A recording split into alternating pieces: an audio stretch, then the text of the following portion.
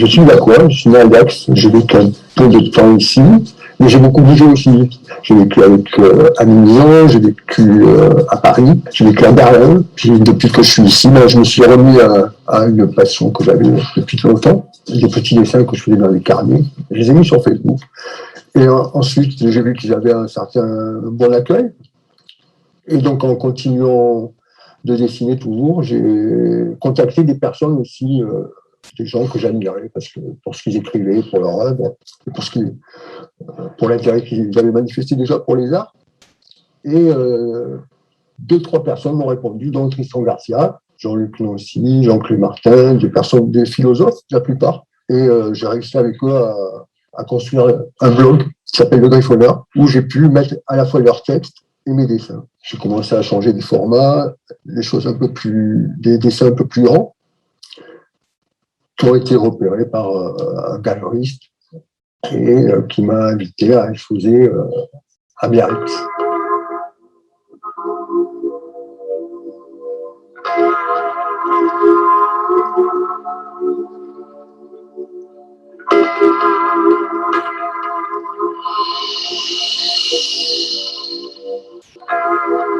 La plupart du temps, je pars de lectures, qui sont soit des lectures philosophiques, soit des romans. Mais effectivement, la plupart du temps, c'est quand même de la philosophie. Alors, c'est pas de l'illustration de texte que je fais, c'est plutôt un ressenti, une façon de vivre et de ressentir les textes. Et peut-être même de rentrer en dialogue avec certains de ces textes. C'est une architecture qui fuit un peu l'art de tous les côtés. Toutes mes constructions sont accidentées, sont contradictoires. Donc, c'est tout un jeu sur comment est-ce que ça peut tenir debout et en même temps, est-ce que ça tient en équilibre et comment ça peut disjoncter à certains niveaux et paraître s'effondrer à certains endroits. Le tout, c'est de faire tenir le dessin quand même à la fin. Donc, c'est pas de présenter un chaos complet, mais c'est une espèce de chaos qui serait organisé, qui prouverait que par certains côtés, ces choses peuvent tenir debout, quoi. Et voir où ça tient, c'est plus compliqué. Il y a certaines personnes qui ne le verront pas, d'autres qui le verront, qui seront plus sensibles au déséquilibre qu'à l'équilibre. C'est très particulier. Ouais. Ça joue aussi avec les sensations qu'ont les gens, leur approche des choses. Il y a forcément un lien entre ce qu'on est, ce qu'on a vécu et ce qu'on dessine. Le truc, c'est de ne pas non plus tout axer sur ça. Moi, je n'ai pas envie de raconter ma vie dans mes dessins. Ce que je veux faire, c'est faire quelque chose justement avec la vie. Faire quelque chose avec la vie, c'est compliqué. Ça demande du travail, de la lecture, du dessin. Donc, le dessin de chaque jour, je dessine chaque jour. C'est pas obsessionnel, c'est un travail. Je ne vois pas ça comme une obsession, je vois ça comme un travail qui me prend vraiment du temps parce que j'ai besoin de lire, d'avoir du matériel justement pour combler, pour faire que la vie vaille le coup, quoi.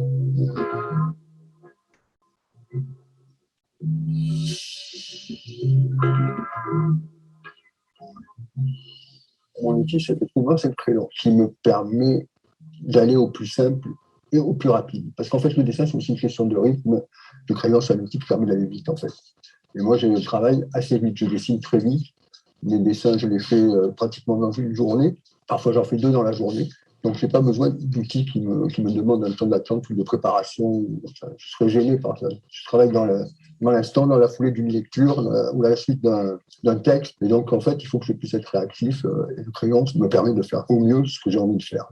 Et donc, j'utilise, la plupart du temps, c'est le crayon graphite B2. Là, récemment, j'ai utilisé des B3, B4, ce sont des lignes plus grasses, un peu plus grosses, pour les dessins un peu plus grands. Mais je n'utilise jamais de règles. Je fais tout à main levée. Donc, tous mes dessins qui ont l'air parfois très, qui utilisent les horizontales, les verticales, ils sont faits à la main, ils ne sont jamais tracés à la règle. Je pensais à la valeur au sens linguistique. La valeur, elle est pour et par un rapport avec l'autre. Je m'installe sur le lit dans ma chambre, un peu dans la pénombre généralement, parce que j'aime pas dessiner en pleine lumière. Et là, je dessine entouré de livres.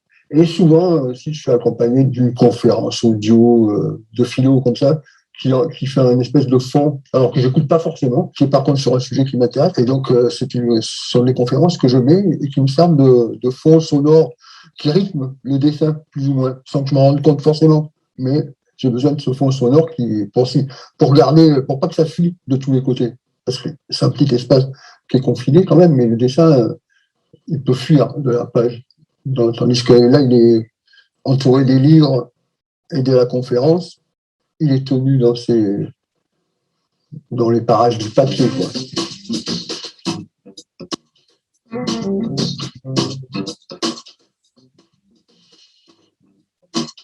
Vous allez être dans un lieu au calme, solitaire, et surtout à l'abri de l'extérieur. Mais bon, l'extérieur, je l'ai connu aussi longtemps. J'ai vécu. C'est pas parce que ça me manque, mais c'est parce que maintenant, je ressens plus le besoin de voir ce qui s'y passe, quoi. J'ai l'impression d'avoir accumulé assez.